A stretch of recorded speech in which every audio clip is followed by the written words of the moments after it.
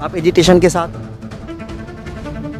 नहीं, एक्चुअली कानून कम्युनिटी को विश्वास में लेके होना चाहिए, बस इसके साथ मैं हूँ। पूछा जो कम्युनिकेशन गैप है आम लोगों और पुलिस एडमिनिस्ट्रेशन के बीच, एक थ्रेट लगता है आम आदमी को, अगर एफआईआर भी करने जाए तो बड़ा डर सा माहौल होता है, और आपका वास्ट एक्सपीरियंस है इस पे, तो आपको क्या लगता है अभी पुलिस महकमे को इस काम करने की ज़रूरत है? बकरी चोरी हो गया, उसके लिए तो उपजीविका का साधन है। मैंने तो मेरा जो गार्ड था उसको तो सस्पेंड कर दिया, तभी मैंने बोला कि आपकी इसमें संवेदनशीलता नहीं। और आप उन्हीं का क्यों बोल रहे हैं? आज तो बहुत सारे जो जेडीयू वाले थे वो भी मिलने आए थे वहाँ पे, उनके बारे में तो आप पूछ नहीं रहे। पांडे जी अभी जिन्होंने हाल फिलहाल एक न्यूज़ बहुत ही हॉट ट्रेंड में था, उन्होंने रिज़ाइन किया था आईजी पोस्ट से, शायद सरकारी किसी दबाव की वजह से या उनकी अपनी इच्छा थी, ये तो क्लियर नहीं हो पाया।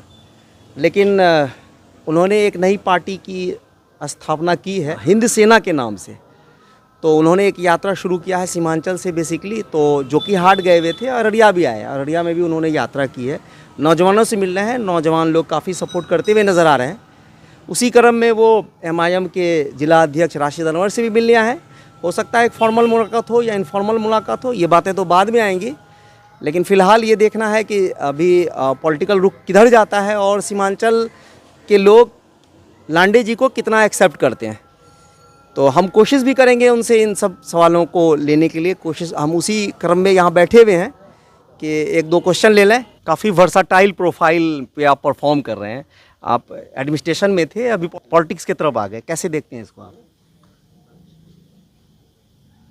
नहीं, पॉलिटिक्स का मतलब राजनीति, मेरे हिसाब से मैं राजनीति के लिए नहीं आया हूँ यहाँ पे, मैं लोक कल्याण नीति के लिए आया हूँ यहाँ पे। लोगों के कल्याण के हेतु एक जो नीति मुझे लगती है कि होनी चाहिए, उसी के लिए मैं युवाओं के खोज में निकला हूँ। तो जो ट्रेडिशनल पॉलिटिक्स है उससे हट के कुछ सोच के मैं इस फील्ड में आया हूँ। अब युवाओं को खोज जारी है, कौन युवा यहाँ पे बदलाव ला सकता है, तो उसी के क्रम में मैं आज अररिया से शुरुआत किया है। तो जोकी हाट में आज दिन भर घूम रहा था, वहाँ पे हर चौक चौराहे पे गया। करीबन आधा दर्जन से ज़्यादा गांव में मैंने पर्सनल विज़िट किया, वहाँ से लोगों से बात की, युवाओं से बात की। अभी यहाँ के अररिया के टाउन के जो व्यवसायी लोग हैं, आम लोग हैं, उनसे बात की। अब सब देखने के बाद एक तो बात क्लियर हो गई कि लोगों में होप्स है, वो बदलाव की होप्स है। अब वो राइट चेहरा खोज रहे, एक अच्छा चेहरा खोज रहे जो उनको जस्टिस दे सके। तो देखते हैं अभी आने वाले समय में।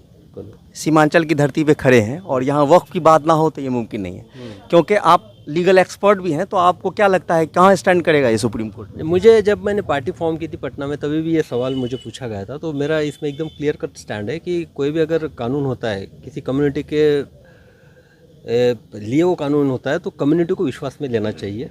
बस मैं ये कहूँगा कि विश्वास में लेके कानून होना चाहिए। आप एजिटेशन के साथ हैं? नहीं, एक्चुअली कानून कम्युनिटी को विश्वास में लेके होना चाहिए, बस इसके साथ मैं हूँ।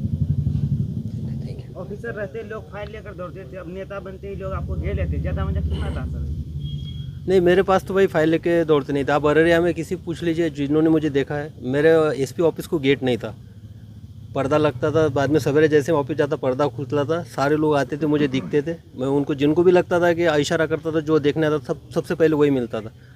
फाइल का काम बाद में होता था। मेरे लिए आम इंसान वहाँ पे इंपॉर्टेंट था। जो भी आता था दरवाजे जो दिखा सबसे पहले उसकी सुनवाई होती थी, फाइल वर्क तो बाद में होता था, और वहाँ न्याय देने की मैं प्रयास करता था। सर मैं एक डीजीपी साहब से इंटरव्यू कर रहा था एक बार, तो मैंने ये पूछा जो कम्युनिकेशन गैप है आम लोगों और पुलिस एडमिनिस्ट्रेशन के बीच, एक थ्रेट लगता है आम आदमी को, अगर एफआईआर भी करने जाए तो बड़ा डर सा माहौल होता है, और आपका वास्ट एक्सपीरियंस है इस पर, तो आपको क्या लगता है अभी पुलिस महकमे को इस काम करने की ज़रूरत है? नहीं, सबसे पहले तो पुलिस को ये समझना चाहिए कि अगर एग्जाम्पल के तौर पे यहाँ कोई अगर एक्सीडेंट हो गया, तो एक्सीडेंट होने के बाद लोग उस एक्सीडेंट जिसका हुआ है उसको हाथ नहीं लगाते।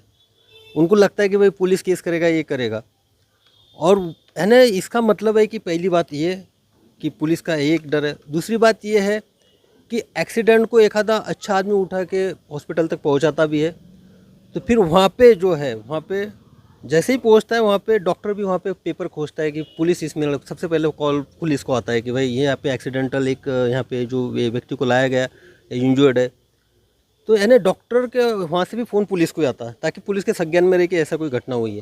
तो इस पर से ये समझ में आता है कि इमरजेंसी सर्विसेज में सबसे इम्पोर्टेंट जो है वो पुलिस का रोल है। और अगर जब इतना संवेदनशील आपका रोल है तो इसमें आदमी को भी संवेदनशील होना चाहिए। तो मुझे लगता है जो संवेदनशीलता की कमी है, सेंसिटिविटी की कमी है, वही सबसे बड़ा रीज़न है जो पुलिस के बारे में फियर है और ये है। मेरा एक ही काम था और एक ही तरीका था लोगों का, जब भी मेरे सामने कोई आता था कंप्लेंट लेके आता था तो मैं सबसे पहले अपने आप को उसकी जगह रख के सोचता था कि ये अगर समस्या मुझे बता रहा है, अगर ये मैं इसके जगह होता तो इस समस्या का मुझ पे कितना असर होता, मुझे क्या दुख होता था, मुझे मेरे लिए ये समस्या कितनी बड़ी होती थी। तो उसके बाद मुझे जब मैं सोचने लगता तो लगता था नहीं ये समस्या बहुत बड़ी है और उसी के अकॉर्डिंग मैं कार्रवाई करता था। एग्जाम्पल के तौर पे मैं हमेशा बोलता हूँ कि बौसी की एक लेडी आई थी जिसने दरवाजे से आई, वो मेरे गार्ड से मिली।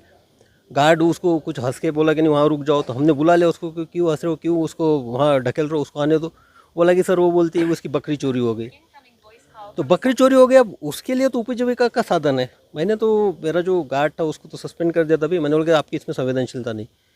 उस महिला को बुलाया, उसको पूछा कि उसका पति दिल्ली में काम करता था, मजदूरी काम करता था, घर में बच्चे थे, उसके लिए तो बकरी बहुत बड़ी चीज़ थी।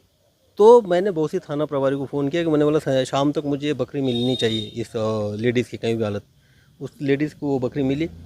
तो मेरा कहने का मतलब है कि ये इस टाइप की संवेदनशीलता चाहिए। जो भी आप व्यक्ति आ रहा है उसकी आप समस्या को अपने रख के सोचना चाहिए। एक लास्ट सवाल सर, आप एमआईएम के जिला अध्यक्ष राशिद अनवर के घर आए हुए हैं, तो क्या उनका आपके तरफ झुकाव है या क्यों आए? नहीं, ऐसी बात नहीं है। अब मुझे जो युवा दिखता है यानी मैं खुद होके उससे कांटेक्ट करता हूँ।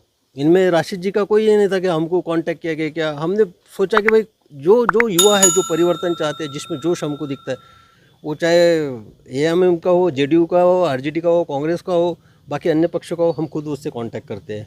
राजनीतिक मुलाकात है या औपचारिक मुलाकात? नहीं, औपचारिक एनर्जी है, जोश है। पहले हमने देखा यहाँ पे कि भाई युवा कौन है कि जो लास्ट 3 ईयर्स का हमने वो जो 5 ईयर्स पहले इलेक्शन हुआ था तो हमको लगा अरे ये युवा और ये तो मिलना चाहिए। क्योंकि ये है ना, हर कोई व्यक्ति आपको कुछ ना कुछ सिखा के जाता है। और वो तो राजनीति में हम तो अभी आए, उनसे जूनियर हो गए राजनीति में, अभी हमने पार्टी बनाई और अभी हम इस दौर में, उन्होंने तो 5 साल उन्होंने किया है यहाँ पे। तो हमने उनसे पूछा है कि भाई आपको क्या कमियाँ लगी, क्या दिक्कतें लगी, युवाओं में सोच में क्या है। तो बस उनका जो पॉलिटिकल नॉलेज है वही हम सुनने आए थे। और आप उन्हीं का क्यों बोल रहे हैं? आज तो बहुत सारे जो जेडीयू वाले थे वो भी मिलने आए थे वहाँ पे, उनके बारे में तो आप पूछ नहीं रहे हैं। चलिए, थैंक यू।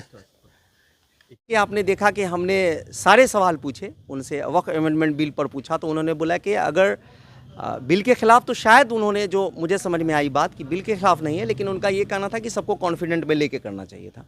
क्योंकि मैंने उनसे एजिटेशन की भी बात पूछी, आप उसके साथ बोले नहीं सब कानून बनना चाहिए था लेकिन कॉन्फिडेंट में लेके। तो थोड़ा सा मुझे डाउट सा उनका यहाँ पे क्लैरिटी लगा। और दूसरा, मैंने राशिद अनवर के बारे में खुल के पूछा कि उनके घर पे आए हुए हैं, ये औपचारिक मुलाकात है या पॉलिटिकल? तो उन्होंने बोला कि जितने भी नौजवान हैं हम उनसे औपचारिक मुलाकात ही करते हैं, ये पॉलिटिकल नहीं है। तो जितने भी लोग हैं शायद वो मोबिलाइज़ करने, क्योंकि आपको पता है कि जो नौजवान तबका है उनको वो मोबिलाइज़ करने में तो उनकी महारत हासिल है।